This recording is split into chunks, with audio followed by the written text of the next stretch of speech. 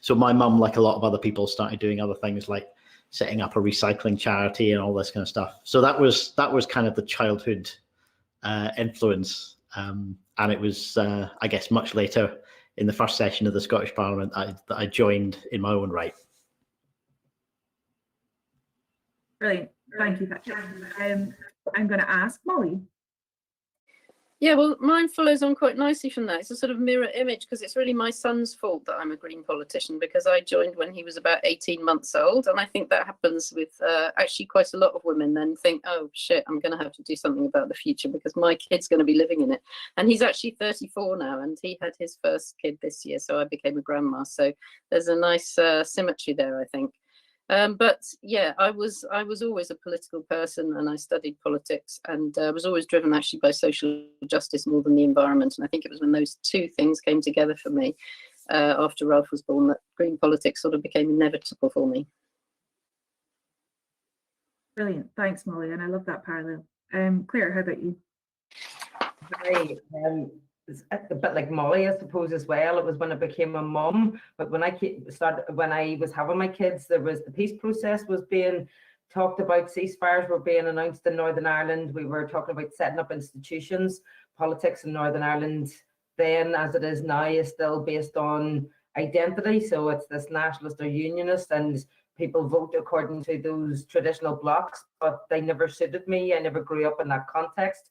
I lived in mixed housing estates when I was growing up. I went to integrated schools. I come from a real community activist household, and those old binaries never really fitted for me. I have feminist politics and couldn't find a party that I could fit all that into, I suppose. And when I discovered that the Greens were an actual party on my ballot and were operating here as well, I started to have a look at those, and they fitted. Well, I just believed that they were a party that I could be me in, and that they could cope with me, I suppose, and I could learn with them, and they could learn from me, and it would be a two-way process. And I would still hold true to this day that that's exactly how it is with the Greens, and we're looking to the future and trying to make it secure for as many people as possible. So that's where I come from on the political scale. Oh, thanks, Cllr. And actually, to join the chat about mothers and children, I've just got a new nephew yesterday in just outside Belfast to join my other niece and nephew in Northern Ireland. So yeah, very much invested in the future. Yeah. Thanks. I love being an auntie. You get all this congratulations. You do absolutely nothing to deserve it, but I'll take the congrats. Brilliant. Okay, so I mean, one of the really wonderful things about being in the Greens is that we are part of a Green movement all over the world, and we have sister parties. So the Green Party, the Scottish Greens, and our sister parties, Green Party in Northern Ireland and the Green Party of England and Wales. So it's wonderful to have you all three with us this evening. So I wanted to just start with kind of the different contexts that where we're all kind of coming from this evening, and the sort of state of politics in the different contexts. So yeah, starting with you, Cllr. I mean, there's never a dull day in Northern Irish politics, and there's been a lot happening lately. Yeah, can you tell us how are things for you? What's going on, and specifically in terms of Brexit? How's that?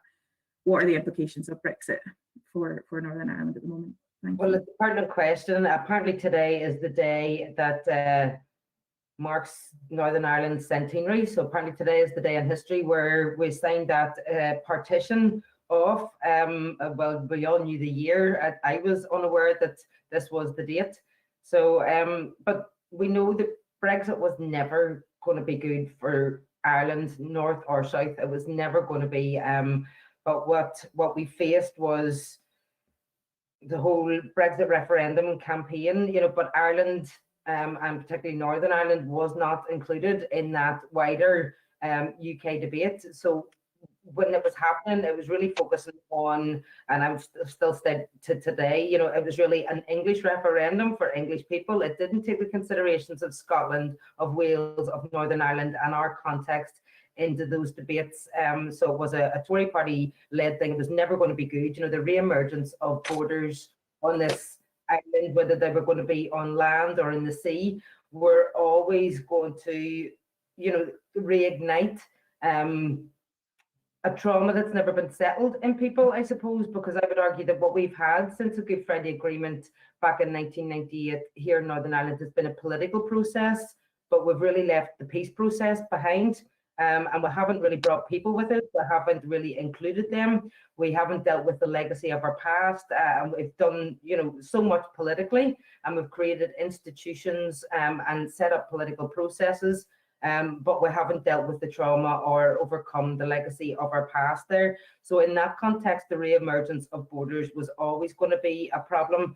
But I would always argue that it was the only guarantee, that was the only for sure thing we knew was going to be happening from Brexit. We were given this referendum without a vision of what we were looking at afterwards, but what we were going to be looking at afterwards was going to be a border somewhere. And that's what it's brought. But through the whole sort of time, while the negotiations, so we had the referendum back in 2016. By the time January 17 came about, the Northern Ireland Executive collapsed again. That's the 7th time that it has collapsed in its 20-year history.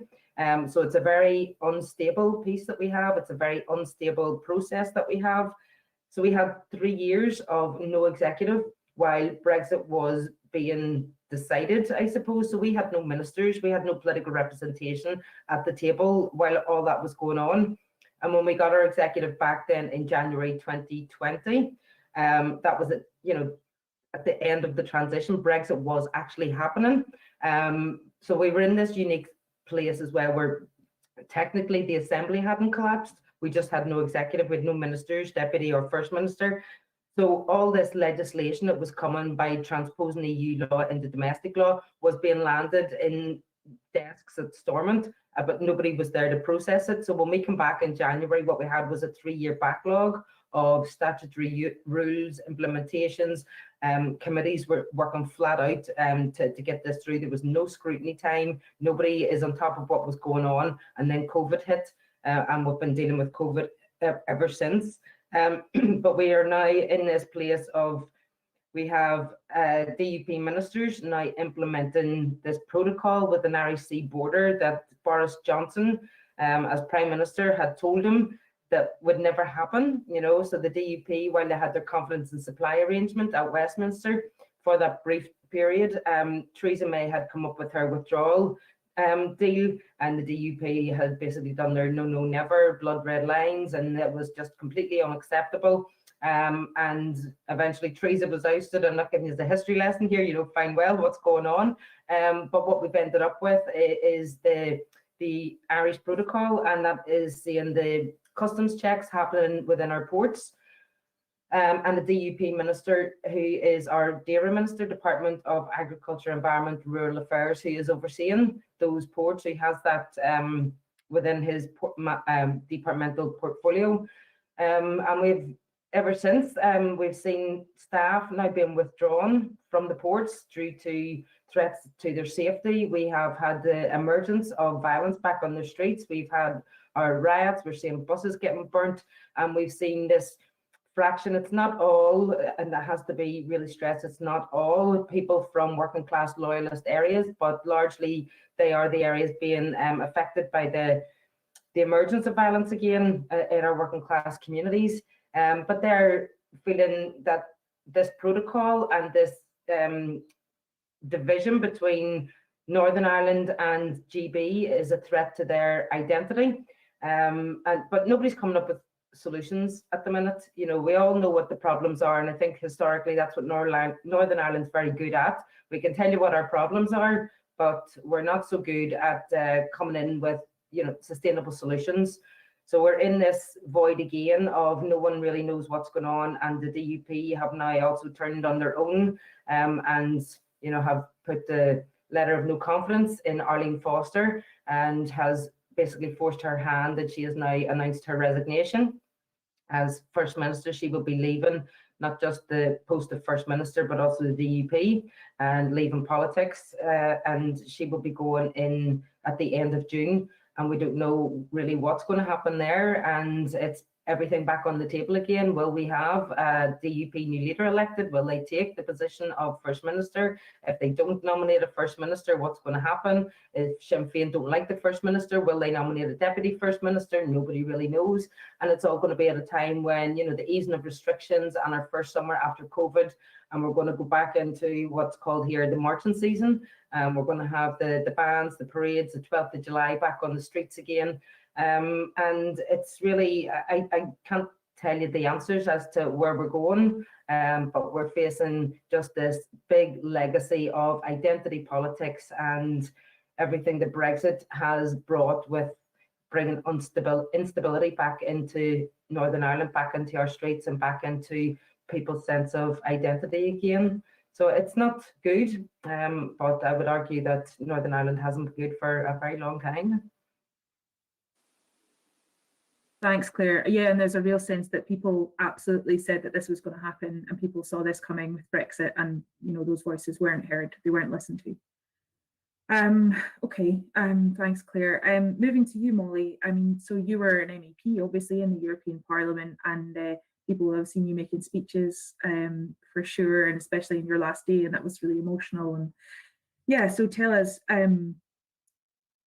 yeah, what are we, how are you feeling about Brexit, and what is that meaning for you at the moment? Do you know what? I'll give you some reflections from my experience as an MEP. Probably not so much about Brexit, because I'm a heartbroken ex-MEP, and you don't want me bursting into tears here. That wouldn't add much to the atmosphere.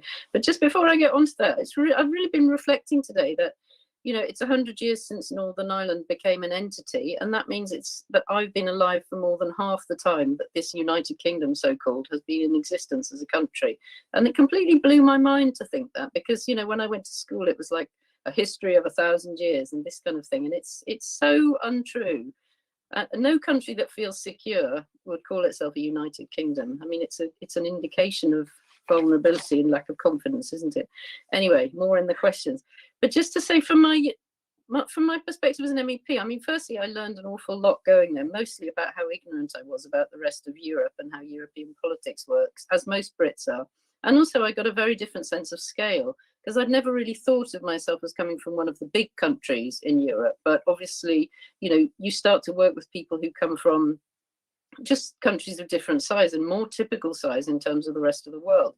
And so I checked out today to see what it will be when Scotland takes its place in the family of European nations, and you'll be about 2/3 of the way down in terms of size. There's a lot of countries in there that are smaller than Scotland: Slovakia, Ireland, Croatia, Lithuania, Slovenia, Latvia, Estonia, Cyprus, Luxembourg, and Malta. Malta is obviously the smallest. And I also reflected on what some of the commissioners from some of those countries I've just listed have achieved. So I worked a lot with Valdis Dombrovskis, for example, who, oh dear, I'm going to get this wrong. I think he's from Latvia, that's right. And I worked with him a lot on the sustainable finance agenda. So he had a huge portfolio for financial markets right across the European Union. And he's now the Trade Commissioner. And previously that portfolio was held by Phil Hogan from Ireland, who's also in that list of countries. And of course, Jean-Claude Juncker, okay, nobody's favorite person, but he was president of the Commission coming from Luxembourg, which is the second smallest country. So I think what I see in Europe is that countries are respected and are given a chance, and people can have extraordinary amounts of power. Your power does not relate to your history, it relates to your skill in dealing with European negotiations, and small countries can really have a lot of influence, but also, of course, because of the way the voting system works, the smaller you are, the proportion of more political power you have. So it's a very interesting way of looking at power, and the kind of reverse of what I'd always experienced growing up in Britain, where, you know, it's a sort of post-colonial thuggery, basically, the way the UK works and the way the UK sees international relations as well. Anyway, it was a hugely encouraging time being an MEP, because Greens are really always driving the agenda for change in the European Union. And even though we had, I think, about 7% and getting on for 10% in the second time I was there in the Parliament of the actual seats, we have far more influence than that in terms of what actually happens. Obviously, we've led on climate, we've led on issues like tax, we've led on the sustainable finance agenda that I worked on myself. The Greens have always led on the LGBTIQ agenda, and also now are standing up for the rule of law in Eastern Europe. So it was quite clear that the Greens were, you know, the real movers and shakers in terms of European politics, and were respected as such. And of course, we're also in government in, I think, 6 European countries now. And when you can change something in European law, as I did myself in terms of sustainable finance, then you really see how, of course, that immediately has an impact on, I think it's, well, is it 440 million people now the UK's left, but also, of course, starts to influence the rest of the world. And we've seen that very clearly with the climate agenda, where it was the EU saying it would introduce this border tariff for countries that weren't reaching their climate targets, that, you know, was the diplomatic pressure on China to actually announce its net zero carbon target. So I could see the way Greens were influencing the agenda in European politics, and that was then having a major impact in terms of standards and policies right across the world. So yeah, this is why I'm brokenhearted, having to leave what was just an absolutely incredible job, and a far more constructive and impactful job than being a member of the Westminster Parliament, which is, well, anyway, we don't need to be rude about that. But lastly, something I do need to be rude about is this ridiculous notion of global Britain. And I see global Britain today this is what the Conservative government thinks is what global Britain's about. They make a statement that other G7 countries should provide more money for the education of women and girls because we want to provide less money. I mean, to me, that's like the definition of not leadership, right? Telling other people to do when you're doing the reverse. But that's actually that's typical of the way this government is operating. We've left the European Union. We now have to find our place in the world. And what we're turning out to be is a mean-minded, selfish kind of country. And yeah, and a country that threatens to break an international treaty as well. So I think, yeah, it's obviously a depressing time to live where I live, and there feels like there's a lot more hope in Scotland. And yeah, I just look forward to seeing Scotland join the family of European nations that's really lead and can really start to lead in the world, both in terms of its foreign policy and also its influence on European policy. Obviously, I can't say when that will happen, but to me, it's a historical inevitability now, and I will be kind of even more heartbroken to be left with a load of Tories down here, but I look forward to it nonetheless. Oh, thank you so much, Molly. Patrick, I'll bring you in now. Yeah, tell us, what are you feeling? How are you feeling about Brexit? Tell us what you're thinking. What do the Scottish Greens think about Scottish independence, about Scotland in Europe? Yeah, thanks very much, Kim, and thanks to Cllr and Molly for setting the scene from your perspectives as well. I think I was most interested when Molly pointed out that notion about you know, a country very often gives away something about its mental or psychological state in its name. You know, countries that have the word democratic in their name are probably dictatorships. Countries that have the word peoples in their name are probably run by a small clique, and a country that has the word united in the name maybe isn't as united as it wants to be. A sense of kind of insecurity being betrayed there. I mean, I think where I'm at, it almost still feels unreal. You know, it took a long time for me for the Brexit vote to sink in. And I know I've heard some people say the same thing about the 2014 independence result, that they couldn't believe that Scotland had voted no, and it took a long time to come to terms with that. I did accept the fact that that had happened fairly quickly. You know, I think I had been hopeful, but not really putting money on a yes result in 2014. But I genuinely didn't expect the Brexit result to go that way. And it took a long time for me to kind of get to come to terms with it. And in having to come to terms with it, all of the parliamentary work, I mean, it was just a level of absurdity, trying to figure out how to protect legislation that was going to be affected by it, how Scotland could continue to have a voice within the process, and just a level of unreality about the attitudes coming from the UK government.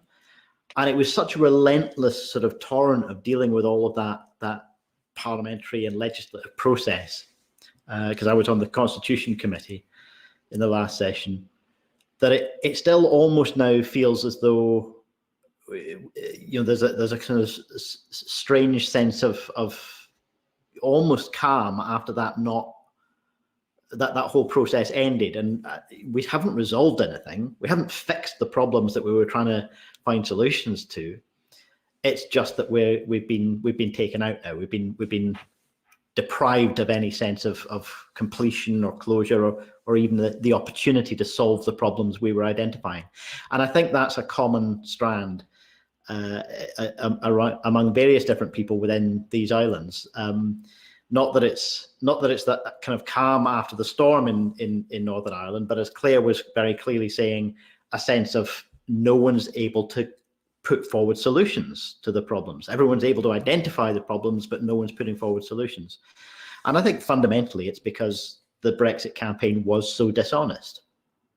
It was dishonest in refusing to engage ahead of 2016 with the issues that were clearly going to affect Ireland and Northern Ireland.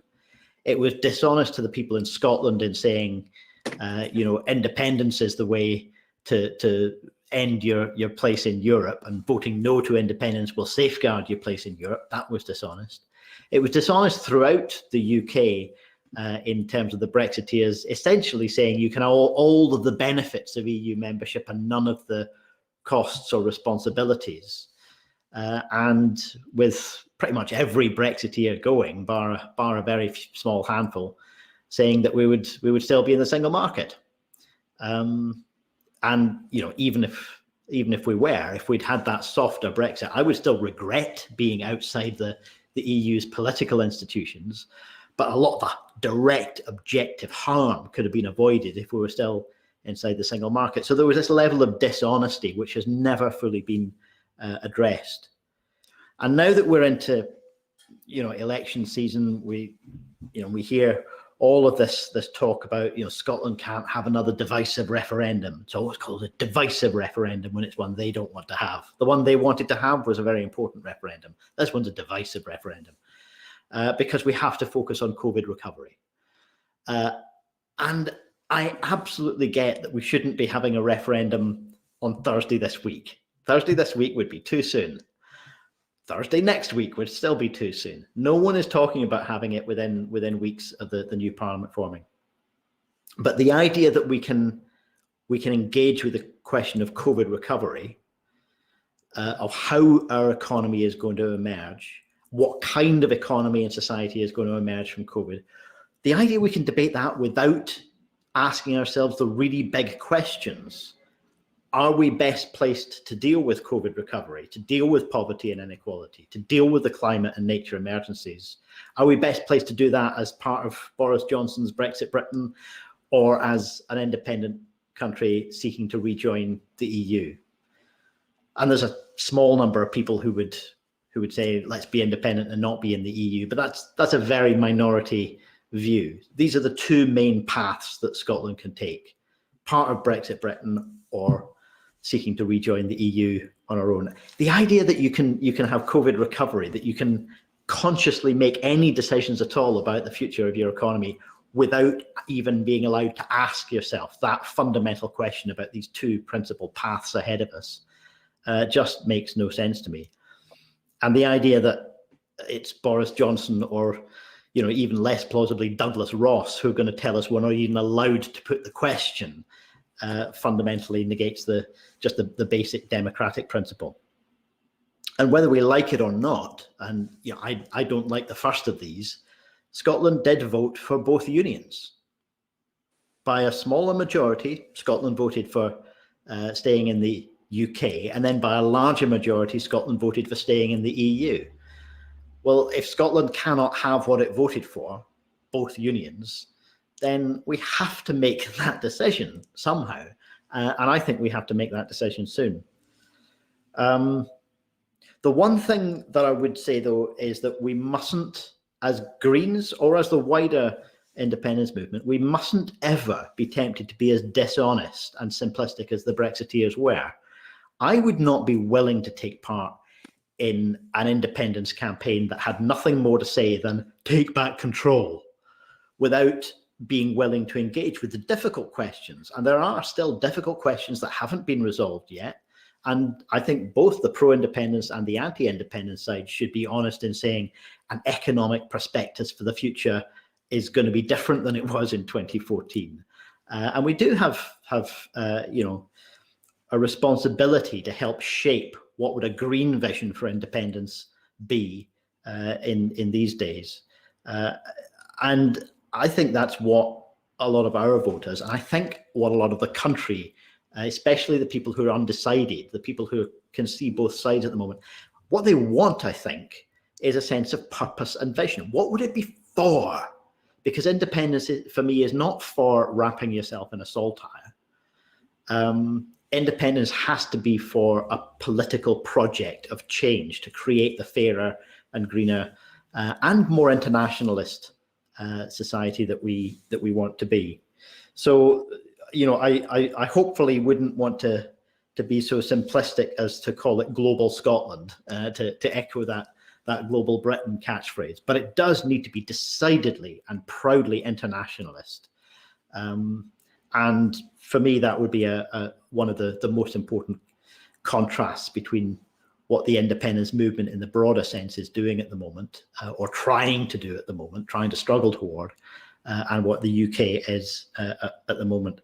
And finally, Greens, I believe, and I think most people in Scotland will absolutely want to stand with our friends and our neighbours and our colleagues in every part of these islands, whether we're independent or not, and continue to argue for how change can be achieved in the nature of politics and economics, and how power works in the interests of people and planet. And I think that's going to be true of Scotland's relationship with our neighbours in Ireland, in both parts of Ireland, and our neighbours down south on the rest of this island. And I think you would find it quite inspiring to see how willing and enthusiastic a lot of people in Scotland would be to be, you know, standing in solidarity with those seeking progressive change elsewhere in these islands, even after we're independent. It certainly wouldn't be retreating from you in any way. Yeah, absolutely, Patrick. I think you make a really good point in terms of the complexities that we need to discuss. You know, we need to get out of this kind of trough of very narrow, like binary, you know, positions, and into this kind of more complicated, complex, nuanced debate. I'm interested, you know, so there's been quite a lot in this election campaign of like one or the other. You can only do one thing at one time, and you know, so and Patrick, I'll come to you first, but Cllr, I'm really interested to hear if you've got thoughts on this as well. So like, we've got independence, we've got COVID recovery, and we've got the climate emergency. You know, what would you say to people who say that, you know, you can only have one focus and you have to pick one of those things?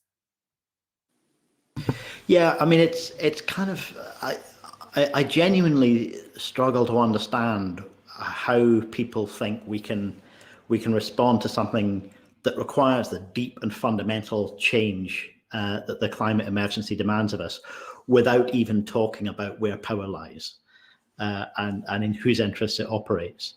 But there's also something about the timescale.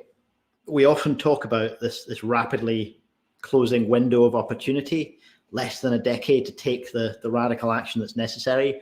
And so sometimes people will respond by saying, you know, well, it would take most of that time to achieve independence, wouldn't it? And yeah, it probably would. But the point about that rapidly closing window of opportunity is not that climate change is over and is no longer an issue after that time. However successful or unsuccessful we are at taking the action that's necessary in those 10 years, we absolutely have to remain fully committed to achieving and maintaining that net zero society, and to do that in a fair and socially just way, not just for 10 years, forever.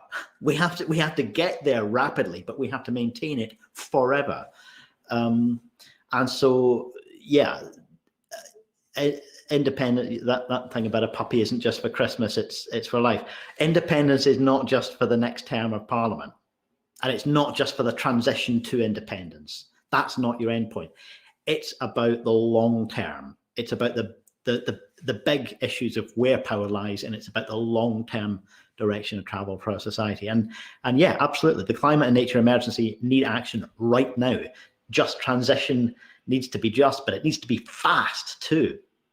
You know, I mentioned my mum. If the world had listened to the green movement of my mother's generation, or me, we could have made those in. Well, my mum's 80. I don't think. You know, she's quite there yet. Yeah. I mean, she's still making trouble in the most constructive way. She's still doing it. But you know, if the world had listened to that generation in the 70s, the early 80s, the changes that are necessary could have been slow and manageable. And it's only because the world didn't listen to Greens at that point that we now talk about a climate emergency and we need this fast, rapid response. But it doesn't just need to be fast, it needs to be permanent and sustained. And that, I think, is what the powers of independence give us the opportunity to do.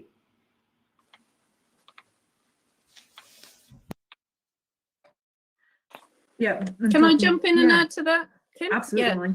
Yeah. I think this is a non-question. I mean, it's obvious in politics you have to be able to pat your head and rub your tummy at the same time. And in this case, you know, probably scratch your head as well. You know, I mean, that's the nature of politics. There's always a lot of stuff going on. So from that point of view, I just think it's a shutting down question rather than a question that needs a serious answer. But in as much as it does need a serious answer, it's actually obvious to me, and I think to all of us as Greens, that what COVID's done is created the conditions that we've always needed for the sort of radical change that we've been calling for such a long time to shift the economy towards a sustainable future. So in that sense, COVID has just created the opportunity, well, let's say it's a silver lining of COVID, that we can now make those changes we've always wanted to see. And I think I listened to Patrick on the leaders debate in Scotland, and I think one thing you said really well, Patrick, was conveying that idea that everything has changed. We're in a world of constant crisis now. It's not like there's just, oh, we've sorted COVID, so things are okay. No, we have, because we didn't take the action early enough, we are now in a situation of permanent and ongoing crisis. And as Greens, we wish we hadn't ended up here, but we're prepared for this. We knew this was coming, and we have the tools and the solutions at our fingertips. And so that applies just as much to the climate crisis as it does to COVID. And also, of course, COVID is partly the result of the ecological crisis, in the sense that our abuse of ecosystems and so on is what enables viruses to transmit to transfer from other species. So that's on the one hand, and on the other hand, we know that there will only be a solution to the climate crisis if we have climate justice. And so it must be a solution that comes with that fundamental commitment to social justice that Greens have alongside their understanding of the ecological and climate crises. And we know that if this is left to the Westminster government, actually Labour or Tory, then they will do it. They will use the corporations. They will do it in a sort of neoliberal standard economic way, which will not solve the climate crisis and will leave us a much more unequal society. So, you need the powers in Scotland to achieve the sustainability transition in a way that's also socially just, because I don't believe the UK has that. The UK, as currently constituted, has that anywhere on its agenda. Sweet point of note, if I can, to come in there, just picking up Patrick said about being net zero and being not temporarily, but for the future, and all of us working together. And you also mentioned that we buzzword your fair share. Well, just in case you weren't aware, our environment minister wrote to the CCC, the Climate Change Committee, and asked for their assessment of what Northern Ireland's fair share of the UK contribution to net zero would be. And they have done an economic assessment based on the current economics system, and come back to say that Northern Ireland's fair share of the UK hitting net zero would be 82%. So they basically gave permission to Northern Ireland to not be net zero, and really put the onus on Scotland to pick up our not very fair share. So by Northern Ireland not being net zero, they're expecting, largely, I suppose the argument here is that Scotland should be 18% carbon negative in order for the UK to be net zero. So we're starting to see climate and climate mitigations and climate acts and carbon budgets and all this whole issue becoming the traditional orange and green here in terms of nationalist and unionist. So we also have, so I'm bringing forward a climate bill as a backbencher to challenge, we need to be net zero and we need to be doing our fair share for our people as well and for our futures. So I'm just putting it out there to let you know that our minister and the agri-food sector here, are a large part of it, are all really hounding us for 82% is what the CCC said is economically viable for Northern Ireland to reach by 2050, and therefore our fair share, because they're looking at the UK being net zero. So within the UK, you've got England, Scotland, Wales, and Northern Ireland. So Northern Ireland's only going to do 82%, and that's at a maximum push. And therefore, GB, as England, Scotland, and Wales, will have to pick up us being environmental laggards again. And then you've got the Greens in the south who are in this coalition government, and they're bringing forward the climate bill there. So the the Southern Irish agri-food emissions are larger than Northern Ireland's agri-food emissions, and we're being told because of our large agri-food emissions that we can only hope to achieve, really realistically, just patronising in my view, achieve 82%. So if England, Scotland, Wales and Ireland are all going net zero and Northern Ireland's going to stay at 82%, my question is, who's picking up our less than fair share? And all the onus has been put on Scotland. So you're going to have to do more than your first share if this model is projected to be carried out. Just letting you know. So as we can keep producing carbon.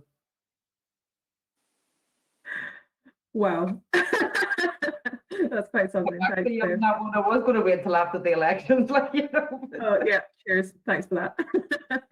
I'm just going to pick up some of the comments from the comments, as it were. So Julia says, politicians with integrity, refreshing. Thank you. Yes, we do try.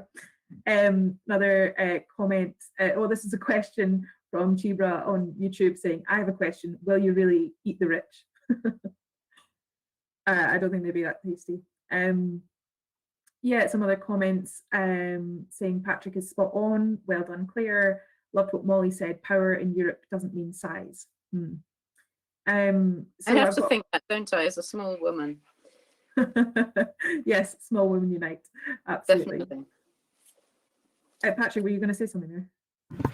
There was one I saw earlier, which I was really interested in Molly's view about, that the EU itself is far from perfect, that it remains quite a neoliberal institution. Now, sometimes that's about the particular politicians who have been elected at member state level that direct that, rather than the EU's structures being necessarily tied to that. But I'd be really interested in Molly's view about how the EU needs to reform and about what role an independent Scotland seeking to rejoin would be able to have in that conversation about the future direction of Europe. Yeah, I saw that question. Well, and I was also interested. It's obviously a question that, you could spend a whole evening talking about it. And I also think I tend to try and avoid these things like neo-colonialist, neoliberal. I try and think about actual practical examples of where the EU, I think, is very wildly off track. And I would say certainly in terms of the euro and the way countries don't have power over their own national currencies, and effectively Germany's controlling the economies of all other countries, that's very damaging and very undemocratic. And of course, the commitment to growth, which is at the heart of so much European policymaking, is, I don't know whether you consider that neo-colonialist or neoliberal, but as Greens, we certainly consider it very destructive in terms of action we need to take on the climate and ecological emergencies. And I would certainly say that, corporations have far too much lobbying power at the European Union. But I suppose what I've learned during the whole discussion around Brexit is that the critiques that could be levelled just as well at, certainly at the Westminster government and at other governments across the EU tend to become fatal when they're levelled at the EU. And as somebody who 15 or 20 years ago would have argued for leaving the European Union, what really changed my mind was the sense that we had to have sufficient power to really resist the corporations and to manage them and to ensure that they were properly regulated. And only something as large and significant as the European Union really had the power to do that. So that's the thing that changed my mind about whether it was useful to be there. And I think part of the reason Greens changed and became very strong supporters of Europe is that we learned to colonize the institutions and use them in a way, indeed, to constrain what the corporations were at. So if you think about the REACH chemical directive, for example, you know, the corporations fought tooth and nail against that. But now it's come in, they're all like, yeah, actually, this is fine. And UK chemical companies are saying they don't want to change that. They don't want to tear up the red tape, because actually the politicians, including, of course, Green politicians, actually created a framework which was good for them as businesses, but also protected citizens and the environment, not as much as we'd like, but much better than was done before. So I think, as you said, Patrick, a lot of what goes wrong in the EU is that we do a job in the Parliament where we bring in the best from everybody, and we have this multi-party system, and we reach a consensual position, and we're all ready to move forward together. And then we run into some terrible block because some government in the council, you know, is not prepared to enable that policy to go through. So on my tax reform work, for example, some of the internal tax havens, and I'm sorry to say Ireland is one of those, but also, of course, Luxembourg, Netherlands to some extent, in some ways the UK, they got in the way and blocked what we were trying to do to ensure that we could have a fair tax system in the EU. So a lot of what goes wrong is because governments block things. I mean, a lot of the green legislation, the sustainable finance agenda, for example, is blocked by Eastern European countries who are, Poland especially, committed to coal. They've slowed down climate action. So I think, to answer the question, what would be the role for Scotland? Scotland would then be one of the countries that we're so happy to have as an ally. You know, if I was still being an MEP now, because Scotland would be the country that would argue, I hope, and I believe actually, would argue for the better, radical, more climate-friendly policies there in the council. And, you know, having allies in the council was one of the things that was most important to us as the Parliament. However good the legislation we would produce, you know, we'd need friends in the council to make sure it went through.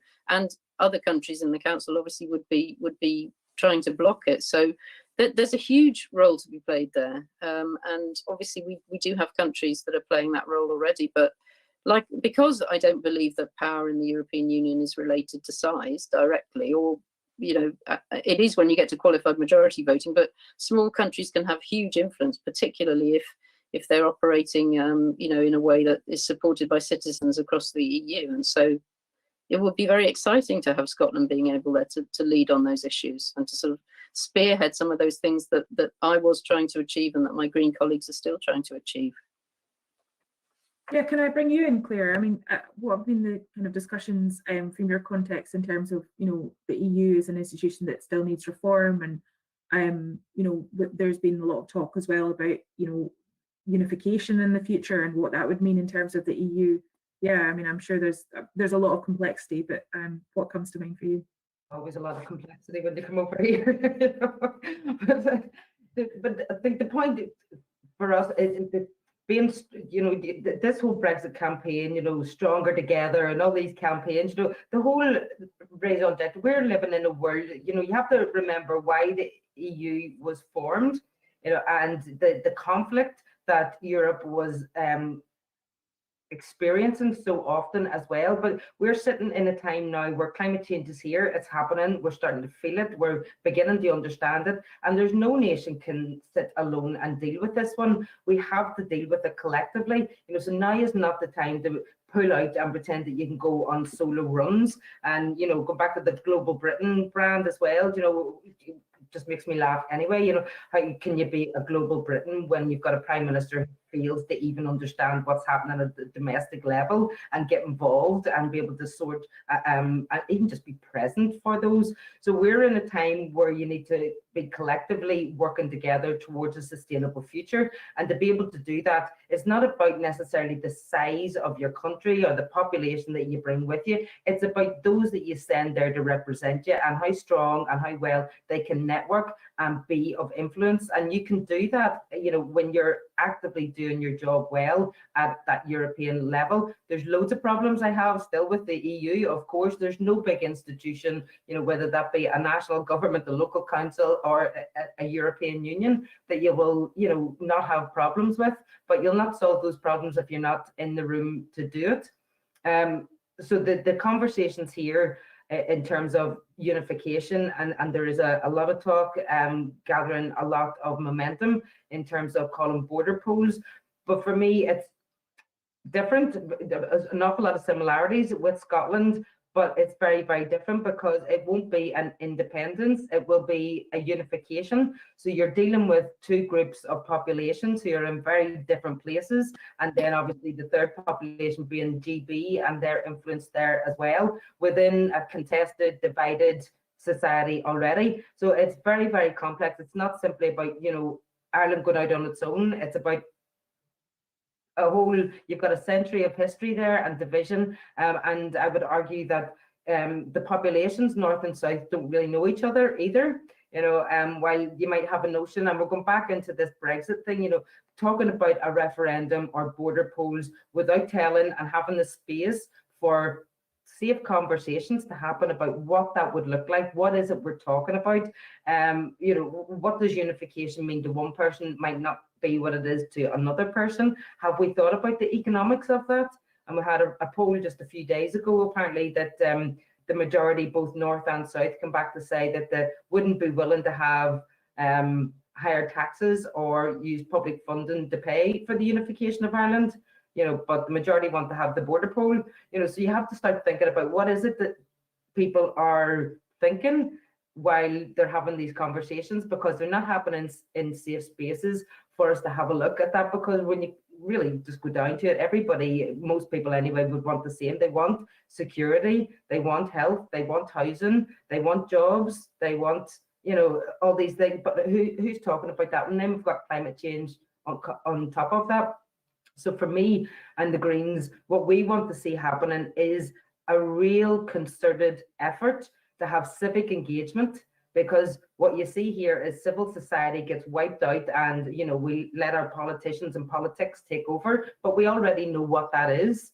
It's divided, it's divisive, and it's self-centered. It's not looking at people, and it's not bringing people with them. So we would want to see, and through the shared island unit maybe that has been set up with the Irish government, to have those very small localized conversations with people in safe places. Let's have a listen, an active listen to what people want, and let's explain to them what's coming in terms of climate change, the real radical changes that we need as a society together, whether you be, you know, north, south, east or west. Here's, you know, what we need to be looking at, what we need to be protecting. And once we can have those conversations, I do have a hope that what we will see is a citizen-led trajectory to where we need to start moving for the future. And until we can have that conversation, we can talk about border polls all we want, but all they're going to lead to is Brexit Part 2 if nobody is agreed on what the outcome is. And it's a wee bit different from independence if you want to talk, you know, about joining two blocks together. Yeah, absolutely. Okay, I have another question. So with COVID's economic impact and the climate emergency, young people are incredibly scared about their futures. So what would your message be to them? Molly, I'll come to you first. I'm so impressed by the way young people have behaved during the COVID pandemic. And there was a really interesting poll taken during the first lockdown, and it was in different countries, and it compared the number of older people and younger people who said that they were prepared, that they were keeping to the rules and they thought the lockdown was important. And in most countries, older people were like, yes, we need a lockdown, but younger people were, no, I don't really care about it. But in Britain, those numbers were nearly exactly the same. And the solidarity shown by younger people who were not a huge health risk themselves towards older people who they were protecting by staying in, I think has been really remarkable, particularly when what the older generation have done to them is just shaft them in so many different ways. And I feel coming out of this, we just need to completely reverse that now. We need to put intergenerational inequity right on the table as something that has been shaken up, as one of many things that's been shaken up as a result of what we've learned during the pandemic. And we have to do so much better by our young people. So obviously in England and Wales, and especially in England, that means ending, you know, the business whereby we burden young people with vast amounts of debt. I mean, my daughter who lives in Glasgow has £70,000 worth of debt. It's more now because it's 6% interest. Every year it just goes up. It's sold off to some, oh, sorry, I just get so agitated when I talk about this, but it's so appalling. So anyway, you know, stop burdening young people with debt, and stop burdening them with mortgage debt as well, so they go through their whole lives with that terrible burden. And also deal with the gig economy, because the conditions that I had when I first went into the workplace have no comparison now with the conditions young people have when they go to work. And of course the pension that I have to look forward to. Okay, it's worse than my parents' generation, but you know, the young people just have no chance at all. So that whole way in which we've allowed older people to accumulate assets, financial assets and housing assets, at the expense of the young, that has to be dealt with. And I think COVID gives us a chance to do that, because young people have just been amazing. They've been keeping the country going, and they've been putting their own lives on hold. My daughter's also been so frustrated not to get to the pub in Finiston. That's it. I get that right now. Yeah, but I also think the most important thing we have to do for young people is to protect democracy, because I see democracy is really under threat now, really rocky. And you know, we've benefited from that to some extent, you know, imperfect democracy, but a democratic system. I have had that benefit of that all my life, and I've got so much faith in young people and their incredible approach to politics and to each other. They're so responsible, they're so moral and informed.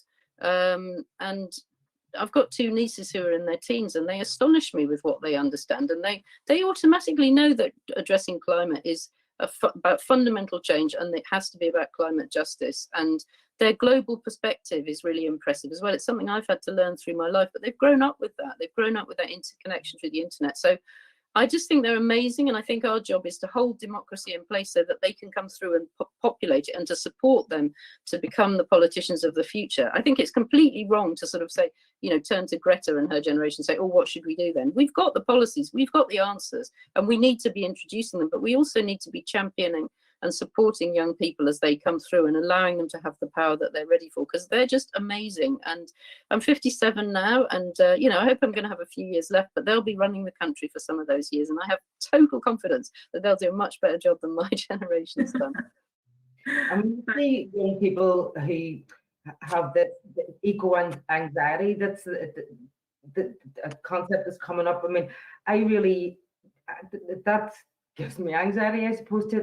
Anxiety is such a debilitating state of mind. It's a real, it becomes physical and causes its problems. And I try and always encourage them to have conversations with anybody who's going through that level of anxiety. When you're seeing that delivery is not happening, when you're seeing the structures to protect your future is not being developed for you in the here and the now, you know, rather than trying to, you know, embed that anxiety. Anxiety is a personal thing as well, you know, so it really is isolating as much as it is debilitating. And I always try and encourage them to turn that anxiety into anger, you know, because it's exactly as Molly says, we know what needs to be done. The policies are there. COVID has even shown us how rapidly we can roll out big changes and shift things in a matter of days. So it's not an impossible challenge. It simply doesn't have the political will. So turn that into anger and take to the streets where it need be, and demand the changes that need to be happening as well. You know, sometimes I always think that anger is a real powerful generator, you know, and if it's not going to turn, I know everybody doesn't like it, but I do see it as a powerful force for change. And rather than, you know, being debilitated and feeling isolated with anxiety and everything's too overwhelming, it's absolutely not, because we can do it. We just need to force the decision makers and those with the power to do it to implement those changes. So turn that around. Let's talk about eco-anger rather than eco-anxiety, and let's force them into stepping up and doing what they need to be doing. Brilliant. Thanks, Cllr. Yeah, Patrick. Yeah, I mean, that anger that Cllr spoke about is really palpable, especially from the youth climate movement. And you know, I've spoken to quite a few of the climate strikers in Scotland who make it very clear they don't want to be told they're inspiring, they don't want to be told they're brave, they want action. You know, but the one of the things that I can't help being impressed by the fact that people are not turning that anger into something destructive. They're turning it into something really passionately constructive. And they might well be taking personal decisions that are responsible in climate terms, in terms of how they travel or the work they want to do or how they eat or whatever, but they are not buying the bullshit that says climate is all about your personal responsibility, that's pushing responsibility down. They are willing to say, you know, corporations need to be called out. They're willing to name capitalism as being at the root of the problem. And I think, you know, just talking about that sense of the generational injustice that Molly was talking about, especially around issues around debt and housing costs and work and so on. Do you remember when the just after the financial crash, when that wave of austerity that was unleashed with the pretext of the financial crash a dozen years ago or so, what you heard so often from the Tory Lib Dem coalition at the time was, we have to pay down the national debt because it would be irresponsible to burden the next generation, to burden our children with this level of debt, despite the fact that their own policies were very deliberately burdening the next generation with personal debt.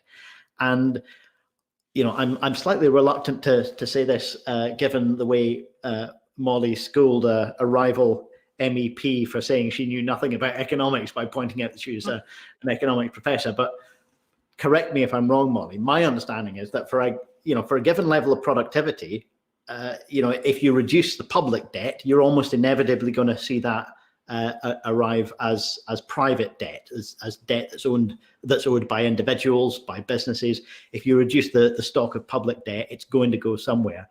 And what we've done is take public debt that is cheap and turned it into much more expensive private debt on individuals, particularly the younger generation. So yeah, we need to address those generational injustices very, very urgently. The bit that gives me hope as well, though, is that, you know, this election in Scotland, I don't know if it's the case down south as well, but this election in Scotland has seen some really troubling and dangerous signs of the kind of Trumpian politics that we saw in the US around online conspiracies and the politics of hatred being deliberately marshaled and unleashed. And it is not the younger generation who grew up networked who are being sucked into that as much as an older generation who spend too much time looking at YouTube videos and going down that rabbit hole. And I think the younger generation are going to be much more constructive and insightful about how they express their politics in kind of online and networked ways than perhaps their mums and dads are. But yeah, I was talking to one young activist the other day who's you know, almost in mourning for his dad, who spends all his time, you know, watching these kind of online conspiracy videos and starts telling him when his rent's due, he tells his son when his rent's due, he's got to pay it to Wings Over Scotland, you know, and all this kind of horrible. And he's got an Alba poster in his window. But you know, I think it's a generational blip that is going to pass, I hope. That kind of Trumpian conspiracy stuff that but there will be, if we deal properly with that generational economic injustice, there will be a generation in the middle that didn't get the benefit of free education and didn't get cheap housing like the baby boomers did, and will say, well, why should young people in their 20s now get all of this benefit? If we genuinely start to redistribute economic opportunities and prosperity toward young people again, as we should, there will be a generation in the middle that think, why did I get the raw end of that deal and now the raw end of this deal as well? So that's going to be a challenge, I think. And all countries, I think, well, this one in particular, but a lot of countries are going to be faced with that difficulty. Yeah, and then that comes back to how you build genuine community and how you build genuine links between people and don't give in to the kind of easiest, simplest binary choices and pitting people against each other. Yeah, absolutely. Absolutely. Coming back to hope, and yeah, we're feeling pretty excited about the election at the moment. And just wonder if each of you briefly could say, you know, what is it that, especially at this moment, in this point that we're, you know, coming out of the pandemic, we're looking towards a green recovery. We've got poverty and inequality so hugely exacerbated by the pandemic, that they were there already, but they've been exacerbated. We've got the climate emergency, we've got just 9 years to take action. Like, at this point in history, what is it that Greens have got to offer that other parties don't? Molly, would you like to come in first? Well, I'm going to correct Patrick now. No, I'm not. I'm going to say that I think Patrick was an inspiring example of what Greens do, because we think in a completely radical way about economics. And, you know, I went off and studied and became a professor of economics, sure, but most Greens are really open to saying, actually, you know, the way this system works is just nonsense. And we're the only party that really has that kind of open-minded approach to really asking serious questions about how the economy works and challenging the fundamental tenets of global capitalism in a constructive and kind of practical and exploratory kind of way. And that's what needs to be done. That's the most important thing that needs to be done. I was a bit upset recently because it was a young Green. It was a very young Green, to be fair, but he did call me a fudgy centrist on Twitter. And I was thinking, what on earth does he mean by that? And I think it's because I don't kind of go around saying F capitalism. You know, I don't feel the need to do that, because I think if you follow through on green economic policies, capitalism is just destroyed anyway, so you don't have to kind of take it head on. So, you know, raising these questions around debt and why our economies, whether, you know, shifting debt from private to public, as you said, Patrick, but also just why we have an economy, that why do we have to fund the response to climate change through debt? We don't. We can create money in a credit way rather than a debt way. That's a fundamental offering that Greens have. And similarly, raising questions about growth. You know, why are we forced to go out and drive our cars and go back to the office and risk COVID so we can buy a sandwich and some petrol? Because the economy is designed in a useless way. And why do we have to have an economy that's focused on accumulation and consumption? We don't. And only, honestly, I mean, okay, I've studied this subject, but all Greens will ask those really searching and fundamental questions about how the economy works. And that makes us completely unique, and it's really important. And I just wanted to say one more thing, because I think this might be my last chance to say something. Is it, or have I got another chance? One more. One more. Okay, I'll save my last thing then. Thanks, Molly. Claire, what about you? What do you think that the Greens have to offer specifically? It goes back again, you know, it is that look, and it's where I started off, you know, we'll look to the future, you know, we can understand the here and the now, and rather than getting bogged down and all that there, we can put forward the radical ideas for change that we absolutely fundamentally need to see happen, but also we've got the courage to follow through on that. And I think that that's the difference. And I think that just looking on the screen here, and you just have to look at Molly's track record, look at Patrick's track record, look at the Scottish Greens track record so far, even, for example, and what they've been able to achieve, you know. So it's not, I don't, for me personally, I don't always feel that the Greens fit, I suppose, the standard model of politics and wanting to have all this power grab. You know, it's not about the me, it's not about the party, it's about the future and it's about the policies. And when we can put that down, when we can explain that to people, and when we can tell them exactly why it's going to be done and then follow through on it, I think we stand on our own track record. And, you know, you start to see other political parties will take our ideas, will take our manifestos, and will always be catching up with the Greens. So my call is that if you want green policies, vote for the Green Party and they will deliver for you. Marvellous, Claire, and I would definitely add you to the list of inspiring people. Patrick, what about you? What have the Greens got to offer that other people don't? I mean, I think for me, it does go beyond any individual policy, because Claire's right. You know, I've lost count of the number of policies where we were, you know, 2, 3, 4, 5 or more years ahead of the curve, and others caught up. And, you know, at one level, that's frustrating because it takes so long. At another level, it's encouraging that things do often move in the right direction, even if they should be faster. But it goes beyond one individual policy, because particularly at moments of crisis and challenge, a lot of people can feel the opportunity to vent the frustration they have with systems that have been failing them. And the economic crash, as I said a dozen years ago, was a moment when people saw how they were being let down. Brexit in many ways was an expression of people's anger at having been failed by politicians and by an economic system. And for some people in the pro-independence movement in Scotland, it's also a rejection of a system that they feel is failing them, and rightly so. They feel it's failing them. But the point is, and the danger is, when people reject the kind of political, what is at any one time the political mainstream, there can be a temptation to reach for something destructive and something toxic. And Brexit was that. Trump was that.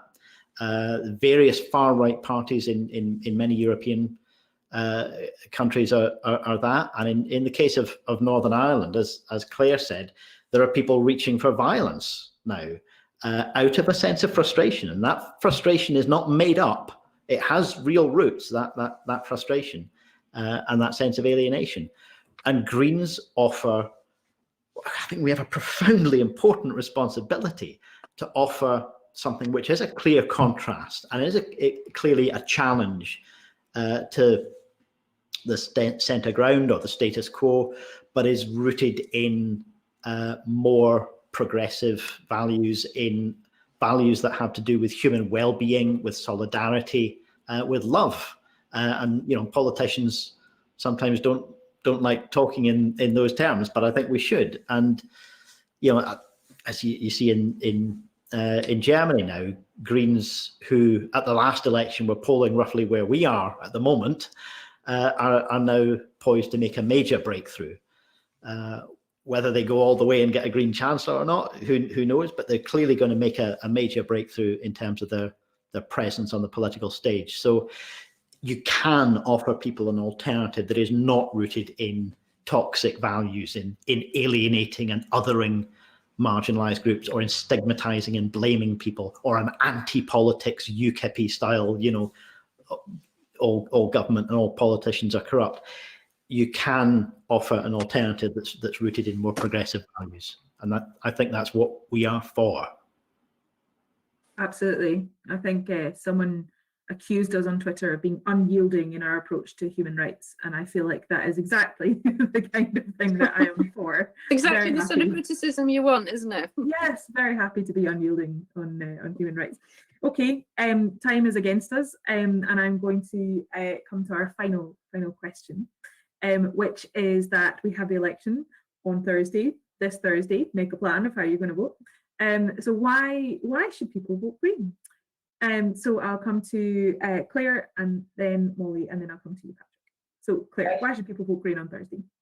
Just going back, you should vote Green because we know what needs done. We've got the courage to do it, and we know that your life depends on it. Vote Green on Thursday. Thanks, Cllr. Molly? I'm going to be a little bit longer-winded than that, but I think I'm going to come back to what Patrick said, which is that Greens have that capacity for really radical systematic change, but within a democratic context. People are really fed up with the slow pace of change and with the sort of incremental differences that the other parties are offering. We're offering really radical, almost revolutionary change, but in a democratic context. And we also have respect for democracy as a system. And we have if you were offered the chance to have a one-party state as a Green, I believe you would reject that, because you would say, no, I want other people there. I want the other views. I think this is a unique thing about Greens, that we embrace what everybody's bringing to the political table. And I'm going to refer back to what Patrick said, because I think there's a fundamental question here about how power works. Most Greens didn't come into politics because they wanted to exercise power. They came in because they were fed up by the appalling job other people were doing, or because of some single issue that wasn't being addressed. And that is why we have a particularly strong ability to use power well, I think.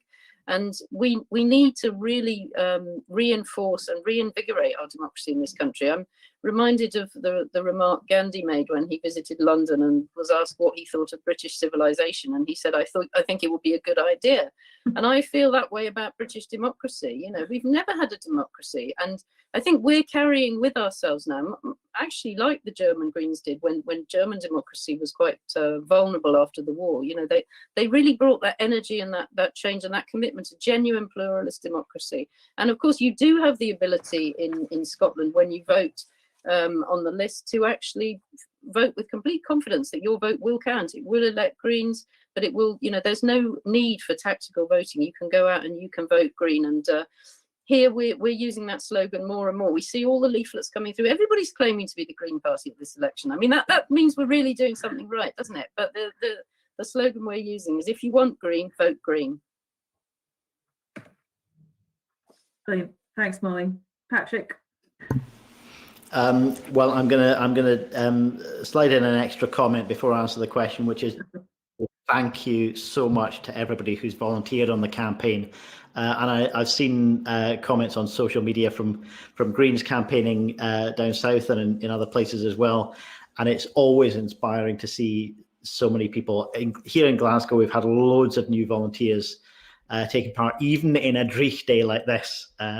People going out and leafleting and getting drenched. And I'm so sorry we can't take you all to the pub afterwards, but it won't be very long before we can do that. And I saw one comment from somebody earlier asking how they can get involved. I don't know where that person lives, but if you're in Scotland, you can look at the various Green Branch social media accounts. If you're in Glasgow, the Glasgow Greens Twitter account is sharing the dates and times of action days that we've got.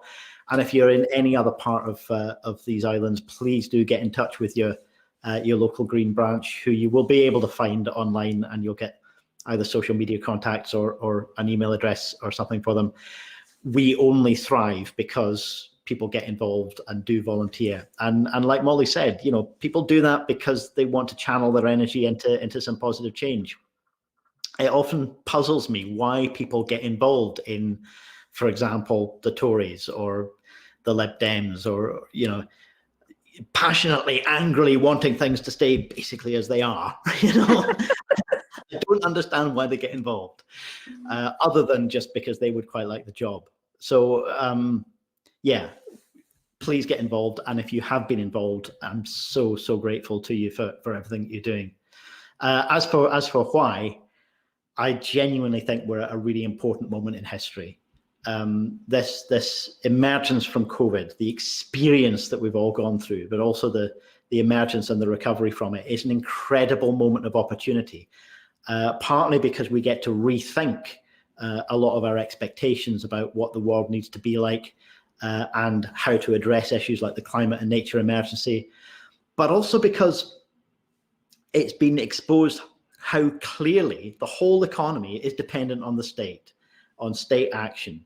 It always was, but that's been exposed so much more clearly now. And if the economy needs more help to get back on its feet and to be a better, fairer, greener economy, let's start putting some strings attached to that help. Let's start saying, here's the kind of economy we intend to rebuild. This is an incredible moment of opportunity to shape the future. And so if you want to do that, you know the slogan, vote like your future depends on it, and vote green. Thank you. Well, I would like to say a massive thank you to everyone who has joined us this evening. Thanks for watching along. Thank you so much to everyone who's commented and who's sent in some questions. We had some really thoughtful questions, and sorry we couldn't get to everything. Thank you so much to our panelists. Thank you so much, Cllr, Bailey, Molly, Scott, Cato, and Patrick Harvie. It has been an absolute delight to see you all and to chat with you, and I can't wait to see you soon in person and give you all a hug. That will be a delight. Oh, I really miss hugs. I'm not coping. Thank you so much to Gordon and Derek for running the tech here behind the scenes. And yes, I think that is everything. I'll just say thank you again for joining us. And yeah, make a plan for how you're going to get to the polling station on Thursday, and you can vote like our future depends on it. Thank you so much. Thanks, Kim, for chairing. And hopefully, if you're in Glasgow, you'll go out and vote green. And on, well, probably Saturday at some point, the results will come through, and you'll wake up to find that you don't just have one green MSP for Glasgow. You've got more than that, including Kim. What a thought. What a thought. All right. Thank you so much, everybody. Take care. Cheers now.